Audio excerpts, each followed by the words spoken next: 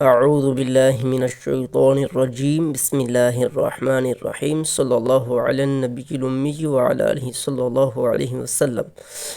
یا ایہا الذین آمنوا، اے ایمان والو، حاجیو، نمازیو، روزے دارو، سارے کے سارے کلمہ گوو، پیرو، مریدو، ما لکم اذا قیل، تمہیں کیا ہوا جب حکم دیا گیا، لکم تم کو، تمہیں کیا ہوا جب تمہیں حکم دے دیا گیا کس بات کا؟ اذا قیل لکم انفروا فی سبیل اللہ، اللہ کی راہ میں نکلو، کس مقصد کے لیے؟ جہاد کے لیے۔ یہاں پر کوئی چلا لگانے کے لیے، یورپ جانے کے لیے، یا سکولوں کالج یونیورسٹی کا گند کھانے کے لیے نہیں، یا یہ کہنے کے لیے کہ چلو بھئی جتنی دیر تک ہم یہود و نصارہ کی زبان نہ سیکھیں گے ہم تبلیغ نہیں کر سکتے، بلکہ پہلا طریقہ تبلیغ کا کیا بتایا جا رہا ہے کہ اللہ کی راہ میں جہاد کے لیے نکلو۔ تو اللہ فرماتا ہے اثاقلتم الی الارض، تو تم زمین کی طرف دبے جا رہے ہو بوجھ میں۔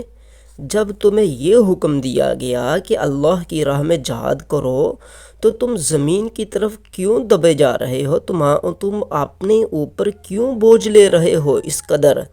یعنی کہ اللہ حالت ان کی بیان کر رہا ہے کہ یہ زمین پر بیٹھے ہی جمے جا رہے ہیں، جس طرح کہ کوئی وزن ان کے اوپر رکھ دیا گیا اور اب یہ زمین کی تہوں میں گھسے جا رہے ہیں۔ اللہ تعالیٰ نے شروع میں فرمایا ہے کہ اے ایمان والو، یعنی کس کے اندر؟ پیر، مرید، حاجی، نمازی، زکوٰۃ والے، ساری تبلیغوں والے، ساری تحریکوں والے، ملا ملوانے سب آگئے۔ اللہ تعالیٰ فرما رہا ہے کہ تمہیں کیا ہوا ہے کہ تم جہاد کیوں نہیں کرتے، اللہ کی راہ میں نکلتے کیوں نہیں، اور تم اس کو اپنے اوپر اس قدر وزنی کیوں لے رہے ہو؟ اچھا، کیا رضیتم بالحیات الدنیا من الآخرت، کیا آخرت کے بدلے میں تم دنیا کی زندگی پر راضی ہوگے ہو نا، اس لیے نہیں نکلتے؟ یہی بات ہے۔ آج سب تحریکیں، سب ملا، پیر، مرید جتنے بھی ہیں اس وقت مشہور سارے کے سارے دنیا کی زندگی پر راضی ہیں، اربوں خربوں لاکھوں روپیہ لے کر جیبیں بھرتے ہیں اور محفلوں کے اندر وین ڈال کر عوام کو خوش کرتے ہیں، نوحے پر کر اور لمبی لمبی ہٹیں لگا کر لوگوں کو خوش کر کے چلے جاتے ہیں۔ تو اللہ تعالیٰ فرما رہا ہے تو یہی نہ، اس لیے تم جہاد نہیں کرتے کہ ارضیتم بالحیات الدنیا، تم نے دنیا کی زندگی پر رضامند ہو گئے ہو، من الآخرت، آخرت سے۔ فما متاع الحیات الدنیا فی الآخرت، تو آخرت میں، آخرت کے سامنے دنیا کی زندگی کا جو مال و متاع ہے، اللہ، یہ جو مال و متاع ہے یہ کچھ نہیں الا مگر قلیل، تھوڑا سا۔ یہ میں نے مختصر طور پر اس کو بیان کیا یہ تاکہ تمہیدی طور پر یہ بات سمجھ آ جائے کہ جو اگلی آیت آ رہی ہے اس کا مقصد کیا ہے۔ اللہ فرما رہا ہے الا تنفروا، اگر تم لوگ جہاد کے لیے نہ نکلو گے، یعذبکم عذابا علیما، تو وہ تمہیں دردناک عذاب چکھائے گا دنیا میں ہی۔ یہ دنیا میں کہ اللہ تعالیٰ فرما رہا ہے کہ تمہیں وہ دردناک عذاب چکھائے گا۔ وَيَسْتَبْدِلْ قَوْمًا غَيْرَكُمْ، اور تمہاری جگہ پر کوئی اور قوم کو بدل دے گا وہ۔ وَلَا تَضُرُّوهُ، اور تم اللہ کا کچھ نہ بگاڑ سکو گے۔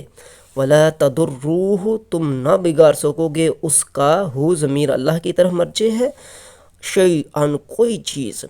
واللہ، اور اللہ علی کل شیء قدیر، ہر چیز پر قدیر ہے، سب کچھ کر سکتا ہے۔ اچھا، یہاں پر پیروں، مریدوں، مفتیوں، مدرسے والوں، سکولیوں، جتنے بھی کلمہ گو ہیں، سب فرقے جتنے بھی ہیں، ان سب کو حکم دیا جا رہا ہے کہ اگر تم نے اللہ کی راہ میں جہاد نہ کیا تو تمہیں پھر وہ بدترین عذاب چکھائے گا۔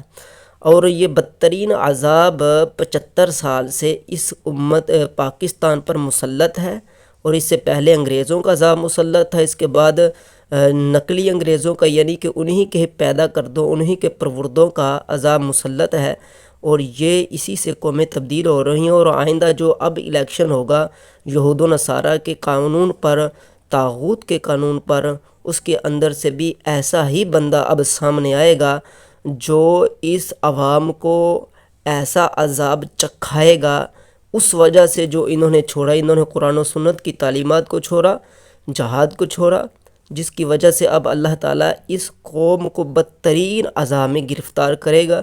ان کو مال کی محبت آ گئی، کیونکہ یہ اَرَضِیتُم بِالْحَیَاةِ الدُّنْیَا میں آگے ہیں، یعنی کہ یہ لوگ دنیا کی زندگی کو پسند کرتے ہیں، آخرت کو یہ لوگ پسند نہیں کرتے، لہٰذا ان کے اوپر یہ والا یُعَذِّبُکُمْ عَذَابًا عَلِیمًا دردناک عذاب آئے گا ہی آئے گا۔